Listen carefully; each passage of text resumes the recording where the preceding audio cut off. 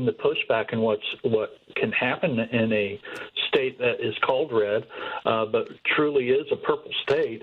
We just have not done our job as Democrats in this state, and I'm guilty. In the past, we just have not done. We haven't been involved, and now we're involved, and people are waking up. And I think we're seeing that in states like Mississippi and Iowa and other ones that, you've talked about plenty on this show. Well, one of the things that I want to red do. States are getting shocked by Democrats. Red states are being shocked by Democrats right now. So, you and I will do this off the air. But after the conversation that I had on Monday with Anderson Clayton, one of the things that popped into my brain is I got to connect the two of you guys, because you may have heard what she said about when I asked the question, what is it that's happening with the temperament and temperature with regard to people being involved, and she said the reason that she's found is that one of the reasons, or part of the reason, that some of the younger voters or younger folks in the state aren't involved is because they don't know what to do and where to go and what's available. And so I think what will be great, and we'll put this together, is to have you and Anderson connect, so that that's great. The energy that you bring with helping younger folks getting involved, younger progressives getting involved in organizing, and what she's doing, because your bandwidth is big in terms of the age group, but I know that you really have focused somewhat on younger folks, but you've said, listen, if you want to get in the fight, come on and join us. But I want to get you guys together, because if we can pull the two of you together and use both of your energies in reaching people and organizing skills that you both have, that's going to be a big win for both the state of Indiana and for the state of North Carolina, because I think you guys approach this from a very similar way. Yeah, that would be great. And I definitely am concerned, just like Anderson, about North Carolina. I'm concerned about Indiana. But you know what? This is a national thing. This is what we need to do. We need to show our country that it's not just these isolated pockets of movements that people. We need to understand. We're locking arms across the country and trying to fight what's happening. And so if you can do that and pull it off, hey, I'm all for it, because any time that we can get together with voices from around the country and talk as one, we're doing some positive things. And the biggest problem that we have, I know, in our state and other states, is education, lack of education. The Democratic Party does a horrible job at informing our voters and our people of how to get involved and what to do. I mean, it's amazing how many people have reached out to us and say, well, how do I become a delegate? What do I do? So we've created so much media as far as this is what you do, and taking people through the steps of it. And it's overwhelming. Courtney, who is the young woman that started the Hoosier Progressives Academy with me, she's the campaign manager for Victoria Marks, who you've had on the show before, and she's just fabulous with what she does. But she didn't realize it was going to grow like it has and become the thing that it has. And she's a bit overwhelmed right now because of working on a campaign and all that. But, this is what happens when you get involved in a fight. And so, we're already talking about trying to find somebody else to come in and help us out and things like that, which is a good thing. Growing pains are good if you can, survive through them. The other side of that is where the growth and the good stuff is. But, and coming back to the thing about joining arms and sharing resources, what went through my mind when you said that is that's what's got Republicans freaked and out. Is the fact that we are, the visual that I had were the rallies that took place this summer and this fall. And that got them, just to be honest, that got them a little freaked out. And what happened with that is that the administration particularly, and more broadly the GOP, started to ramp up their vitriol, started to ramp up their let's push back actions, because ICE and Border Patrol got more intense here in Chicago following the rallies and the protests that we had.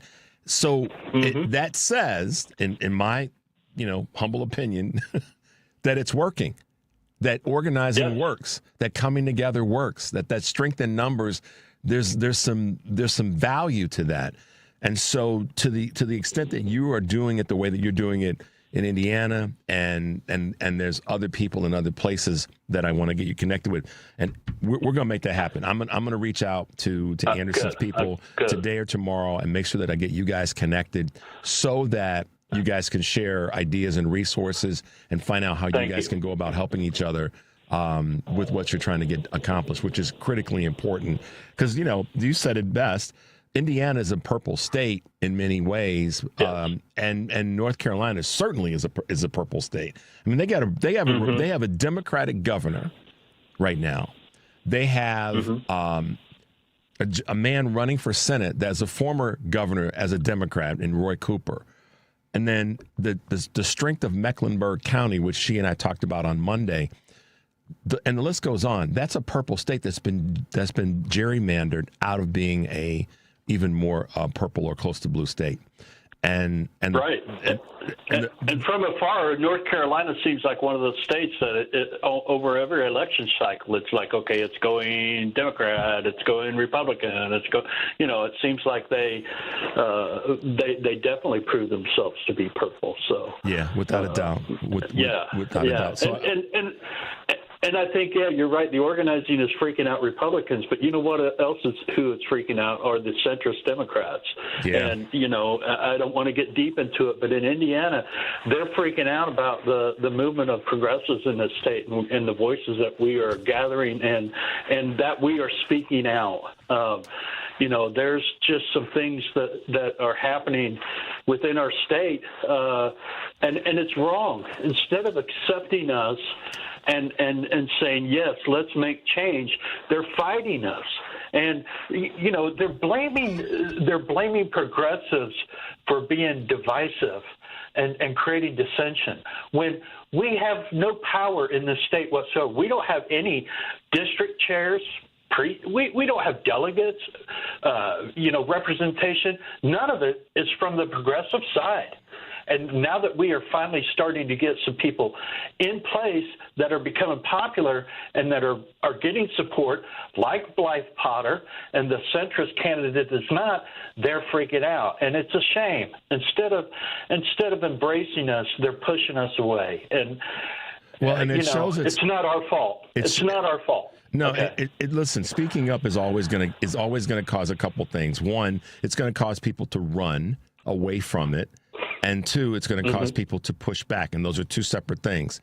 Running away from it means that you're afraid of what the impact of it will be. And those who push back and make, say the disgusting things about the person that's speaking up are afraid of the what they're going to lose. So the last couple minutes of today's segment, I'm going to dive in on something that you posted as it relates to what's going on in Indiana. And this is calling out our own party.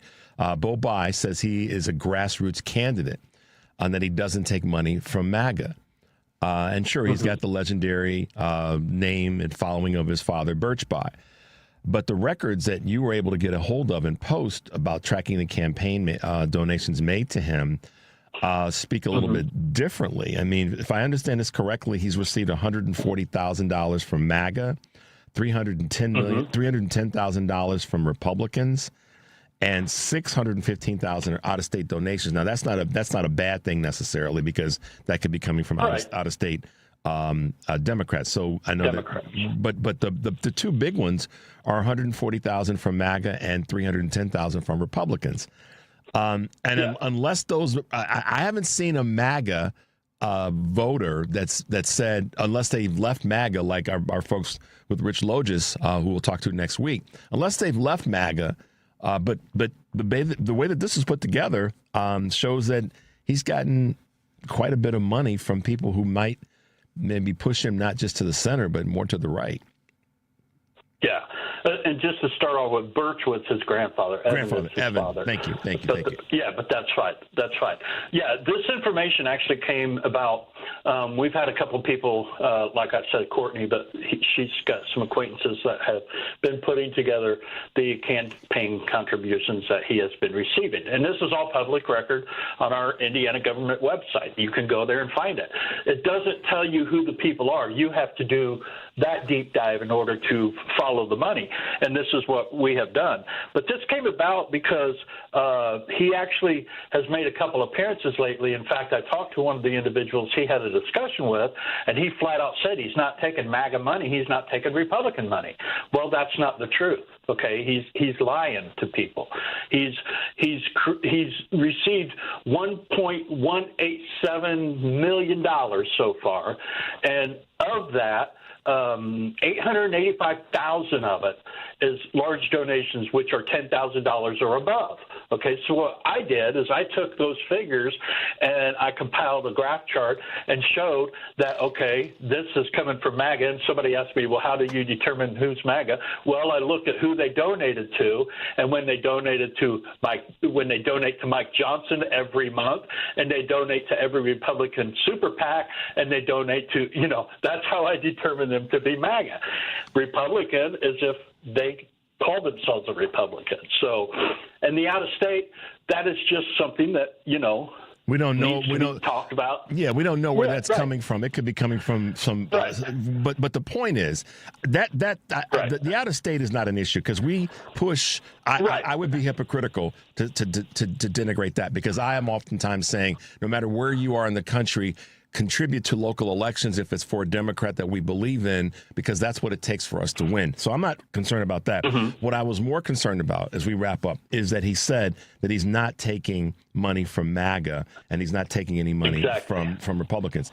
And obviously the point of all this is, we need to be forcing the conversation that we have to be, it's not a purity test. I don't want people to get confused. I'm not talking about a purity test, but I'm talking about stand on your business. If you're going to say that you're not taking money from MAGA and you do, then that's a problem.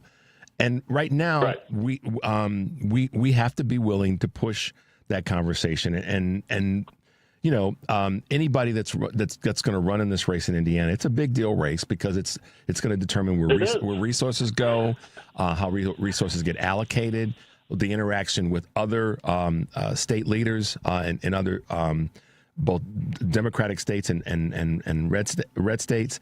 So it's a big deal.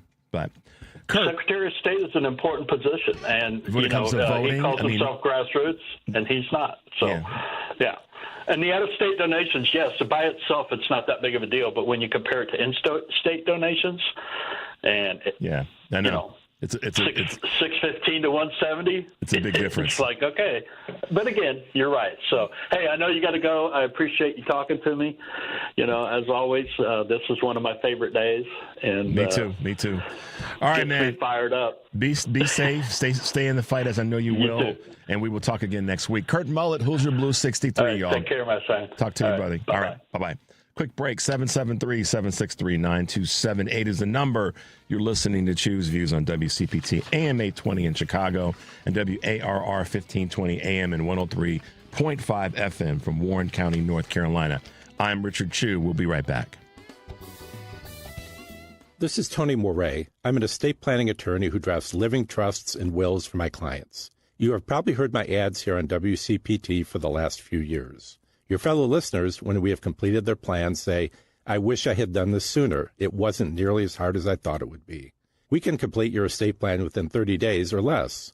There are certainly decisions that need to be made, but my 30-plus years of experience will help guide you through this process. There may never be a perfect time to start, but whenever I'm asked when is the best time, my answer is always the same. Now is the best time, while it is on your mind. Being able to tell your family that you have an estate plan in place, that all the details have been taken care of, will be a great relief to both yourself and those you care for the most. Our initial consultation is without charge, and there is no obligation. My phone number is 847-996-0496, and my website is moretlawoffice.com, spelled M-O-R-E-E. I look forward to speaking with you. WCPT 820, Chicago's progressive talk, where facts matter. Still struggling with gas, bloat, constipation, nausea, or diarrhea? Have you tried eliminating foods but felt no change? It's time to call the tummy whisperer, Renee Barish at Digestive Health Solutions. Renee uses targeted testing to reveal exactly what's happening in your gut. Gut bacteria plays a key role in all your body functions, from cardiovascular regulation to brain function. When the gut is imbalanced, you may experience symptoms that extend beyond the gut, such as anxiety, skin issues, poor sleep, or increased risk for disease. Digestive Health Solution uses advanced testing to identify harmful microbes and evaluate the overall balance of the gut ecosystem.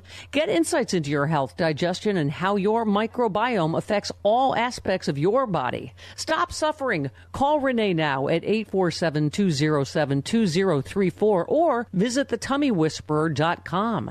That number is 847-207-2034. Let's get you feeling better. The Tummy Whisperer.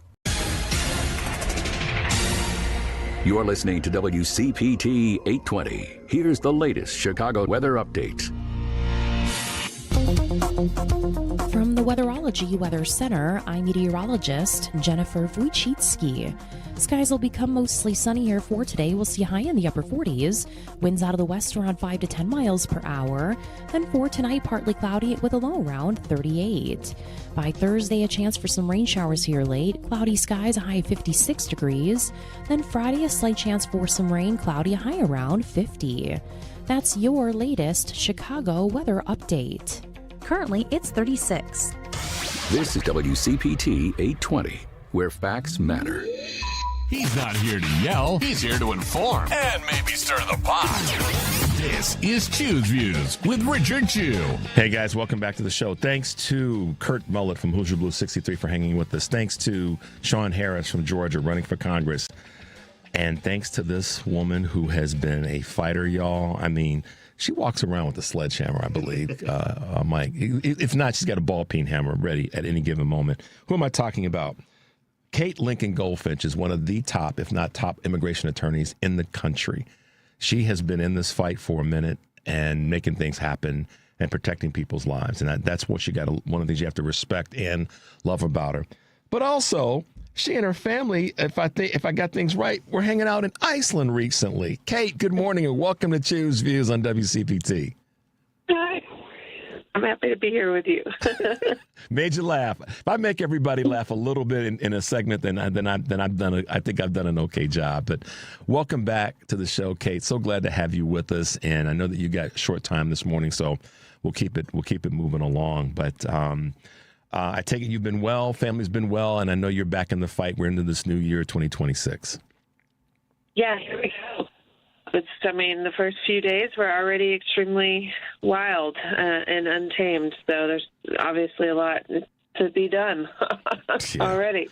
Well, I mean, listen, we know that this situation with Venezuela is horrible, and I concern myself with what's going to happen to the people there.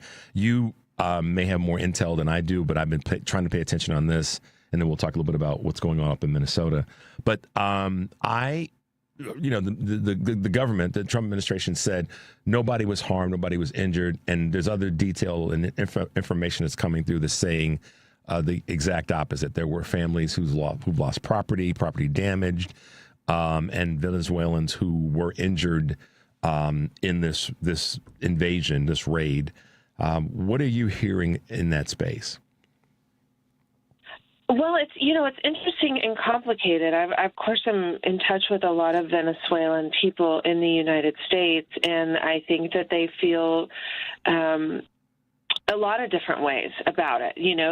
Most of the people who are in the U.S. were refugees who fled the Chavez and the Maduro regimes, and they really do want to see an overhaul in Venezuela. But then the way that things have gone since Maduro was arrested, I think there's a lot of concerns about what's happening. But, I think that there's so much to discuss around the how and the why of it and sort of the global political implications around Iran and Russia and China. And there's just so many dark forces at work. And frankly, a lot of it's above my pay grade. But what I do know is that we were told by the Trump administration that they were liberating the Venezuelan people. And I say that in quotes, which is incredibly frustrating when I have been representing Venezuelan people against torture right here in the U.S. over the last year. I mean, my clients have been plucked off the streets, separated from their children, in detention, like small children taken from them for months. And we saw all the Venezuelans go to CCOT, the TPS cancellation.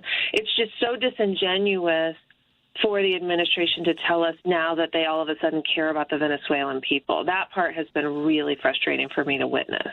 And to go after boats that are in the water for people that don't really represent what the administration tried to represent that they did, or frankly lie to us. The two ain't matching up real well. And one of the things too, Kate, that you just touched on, you mentioned this briefly about CCOT. I mean, what the heck? Enlighten us if you can in that space. So that was early in the year, or I guess in the summer last year. There were hundreds of Venezuelan nationals deported to a Salvadoran prison called CCOT, where they were tortured, we now know. And this was over a federal court order.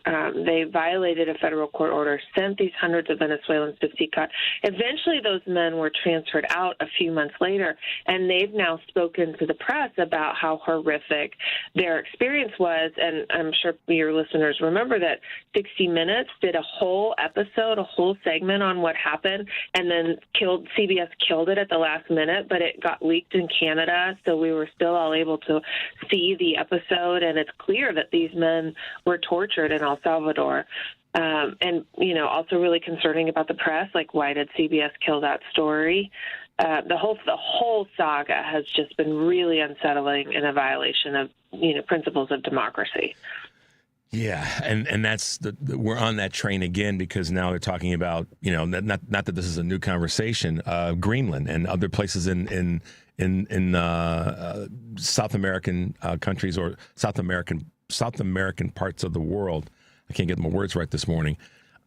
We're on this grab resources train, and I worry, and I said this to Shawn Harris, who was on a little bit ago, I worry that we leave the back door open and we get attacked, and then the president decides that we need to be at war or in some full engagement, that then distracts even further from the ineptitudes of this administration. That's my observation. I could be wrong as two left shoes. I mean, I hope you're wrong. I hope my worries are wrong. But right, if we go to war, then elections might be canceled. But Greenland is part of NATO. It's part of Denmark. And if we take Greenland, we violate NATO. We lose all of our alliances, and it's a different world order for sure, and we are alone. Yeah, we are, and that's, we don't have enough time to talk about that in depth this morning. I won't do that to you because I know you're super busy.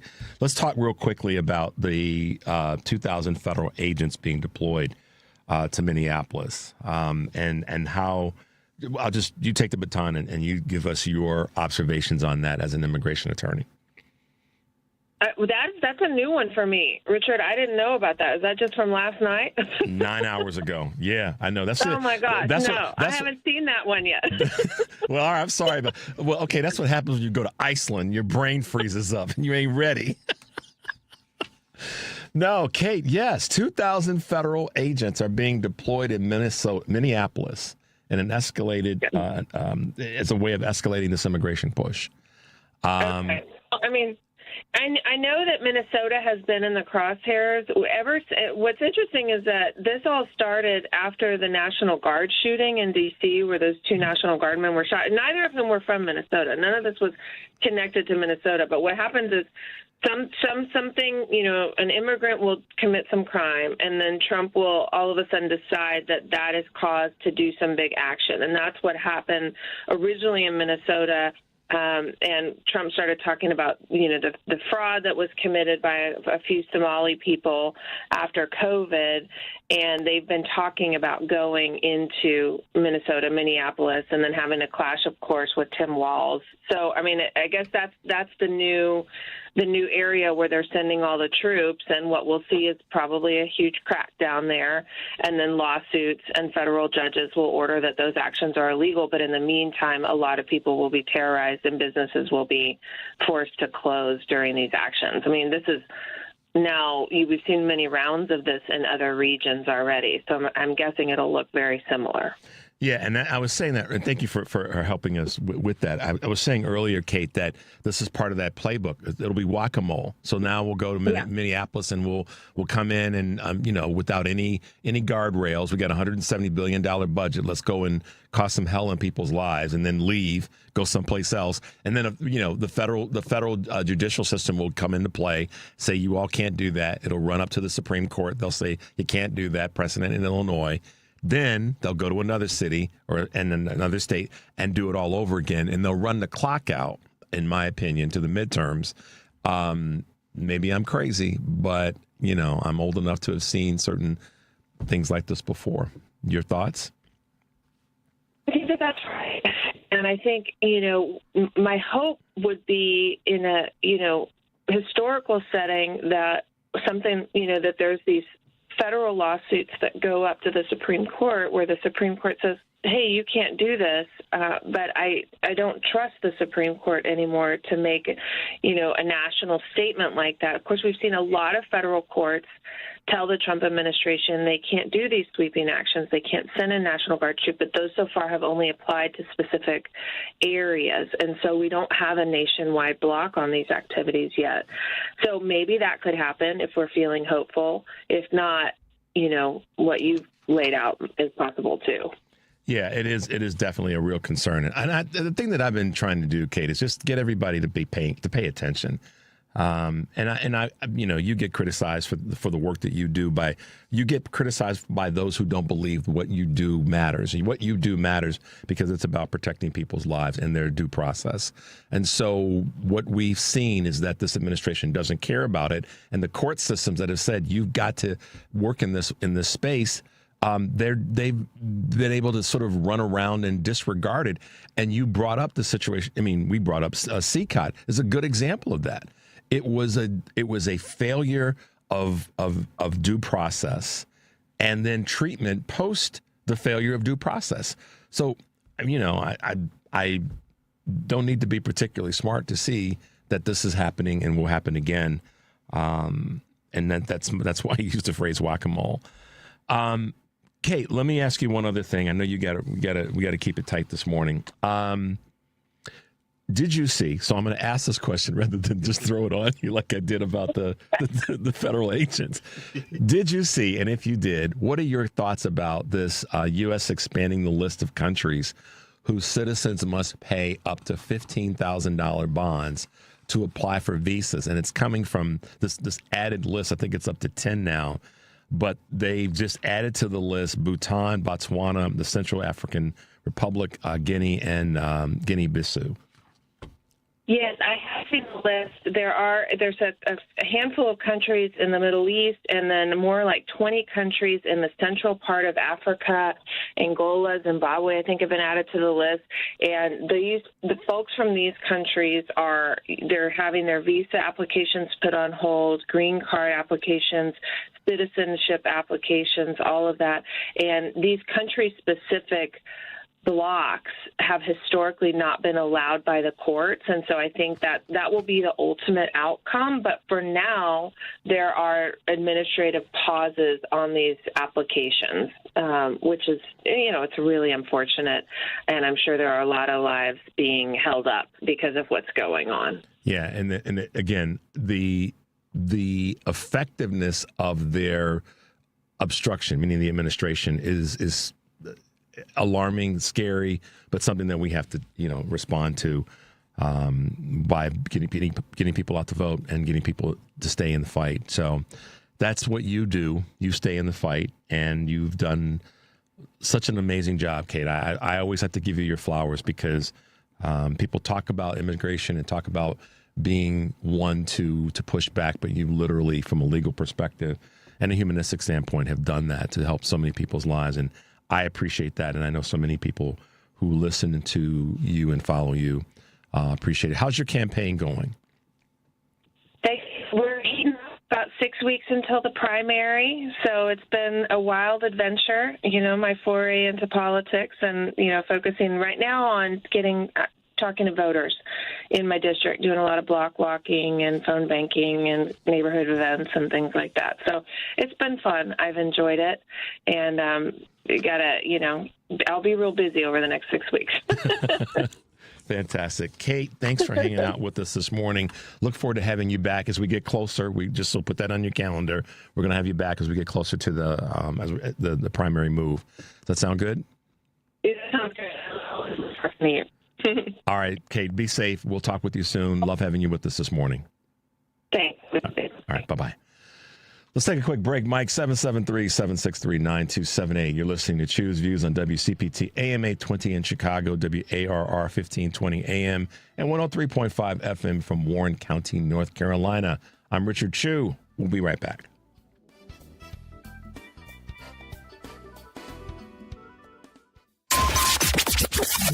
WCPT replay. The professor of political science and women's and gender studies at Brooklyn College and the graduate center of the City University of New York and author of Sex Is As Sex Does, Governing Transgender Identity.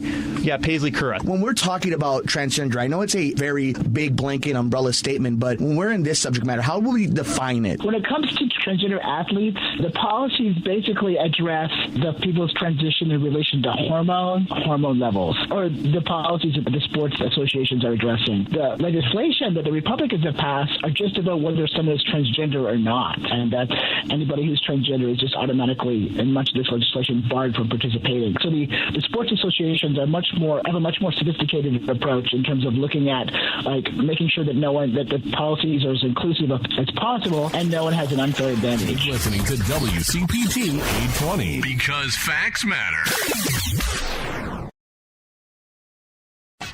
You're listening to WCPT 820 because facts matter. From the headlines to the heart of the city, Richard Chu breaks it all down. You're back on Choose Views. I know that he's talked about attacking Nigeria and Venezuela, and I wonder how many black and brown people are going to have to die because he was on the Epstein list. You all can go back and look at the tape from 2 years ago. I warned not just this city, but the people of this country that the access to natural resources have always dominated this conversation around what's happening in Central and South America. And now the evidence is quite clear, where now you're looking at a president of the United States of America using false information like what's being discussed now to justify war on brown people and black people across the globe. It's why we have to be very thoughtful about our language, but also ensuring that we're speaking truth. The more we use awful language, the more we allow for misinformation to dominate. It's the warning, of course, that James Baldwin expressed, that ignorance and power alike is the most ferocious enemy of justice. And that's why we are beating back against ignorance and certainly against the powerful forces that have made it very clear that they would rather protect their profit than protect humanity. That was Mayor Brandon Johnson. And the early part of the clip was comedian D.L. Hughley hanging out with Don Lemon. There's a lot more to that clip, and it's spicy, so it's a little bit hard for it's not hard for the engineers because our guys here are brilliant to cut it up and make it sound good because there's a lot of cussing in there because it's D.L. and it's Don. Mike, what I love about Don Lemon right now is he's unfiltered. And I've said this before, and others have said it as well, but Don is doing some great work, as is D.L. Hughley. He did something that a lot of people don't have the guts to do. He publicly apologized to Kamala Harris year before last, leading up to the election, about how he misunderstood the work that she did when she was district attorney and attorney general in California. He said, I had it wrong. He did it publicly. And that takes guts. It takes a certain amount of confidence in understanding what's got to get done. So D.L. Hughley is a voice that I've really, been paying attention to because he's a smart dude. He gets it politically and socially, and he's funny as hell. My wife and I had a chance to see him last year when he was here in Chicago. So, and he teased us, but it was fun. He did. He came because we were right literally on the front table, and he walked right over and just, King of Comedy. Why am I talking about D.L. Hughley and Don Lemon in the intro to what Mayor Johnson's piece was? Well, we're going to have Mayor Johnson on Friday, which is always an honor for me. I don't care what anybody has to say about it. Mayor Johnson is our mayor. He's not trying to have the city fail. If he gets it wrong sometimes, we get it wrong a lot. He's trying to make the city better, so I'm looking forward to having him on Friday, day after tomorrow. But what he says here about humanity and dehumanization of people and going after resources, yes, here's why sometimes you've got to go back and look at certain things that we all say, but certainly some of our leaders. Donald Trump ran on no wars, no incursions, let's be the peace president, blah, blah, blah. He was a damn lie. And the entire GOP ran on the same coattails. They're all the same doggone liars. Now, that doesn't mean we don't have the responsibility of cleaning up our own shop. We do. But this dude lied. And now they're going into countries. And I appreciate what Shawn Harris said about the precision of which they were ordered, meaning our military men and women, to do what they did was great. But that's what they're trained to do. Trump and Hegseth hadn't do a darn thing about that. They had nothing to do with that success. But to Mayor Johnson's point, we have put ourselves in a situation, and it's going to only get worse. The far right does not care based on their actions. So anybody that wants to challenge me, I'll line up the actions, and you can contest that. But based on their actions, the GOP and the entire right wing part of this country does not care about humanity and dignity, because if they did, we would be doing things a lot differently when it comes to something as right here at home, literally in Chicago, ICE and Border Patrol. Okay. I don't see them getting going into Russian neighborhoods and snatching people. Somebody prove me with details wrong. Okay.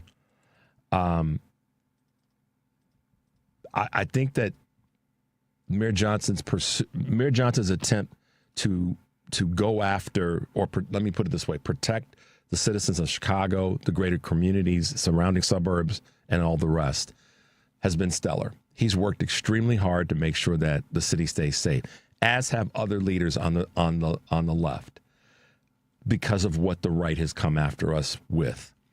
Nobody can deny that. You can run your mouth about it all you want to, but you can't deny that that he's pushed hard to make sure that we shed a light on what's happening. And I think that as many people sit back and look at what's happened with this Venezuela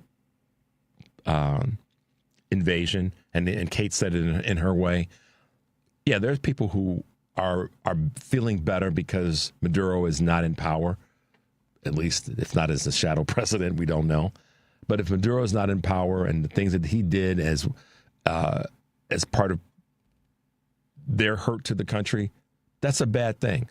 Well, I'm not contesting that. I'm not contesting that part.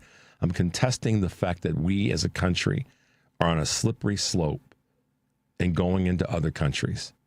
What Kate said about Greenland, do you guys do those on the right and those in the center that want to call themselves sort of, apolitical and independent, and I don't pick, do you realize what happens if we go in and we try to take over Greenland? Do you really understand what that means? For the knuckleheads in the back of the room that sit back and go, yeah, let's go get them. Do you realize what that means? I mean, Shawn Harris said it as well. The only thing that gets personal for him about this is he's got children that are in the military. Okay, this is something we have to pay attention to, guys. Don't sit back and say, nah, well, it's gonna. We're not there anymore. I'm begging folks to understand we are not there anymore. You can criticize me all you want to, and my approach and how I may phrase certain things and don't hit the words right all the time. In my heart, I know my heart's in the right place on this. And that is, we have to fight. And we have to be willing to pay attention and not bury our heads in the sand. Eric Grant says this so often from the family meeting. What are you fighting for? What do you actually believe in? What are you willing to fight for? And if you're not, then get the hell out of the way. It's really that simple. The Kate Lincoln-Goldfinches of the world are fighting. The Shawn Harris are fighting. The Kurt Mulletts are fighting. The Anderson Claytons are fighting. And they're fighting so that we move ourselves into a better place and a better position. So I want to be encouraging to you guys to get in the fight. Don't just make your first move to criticize without criticizing yourself first. That might be a better measure. Don't be a keyboard warrior and just throw out, get involved. So I am going to wrap up the show today. My man Mike Mercado has helped us move the train on down the track. Stay tuned for the Stephanie Miller Show.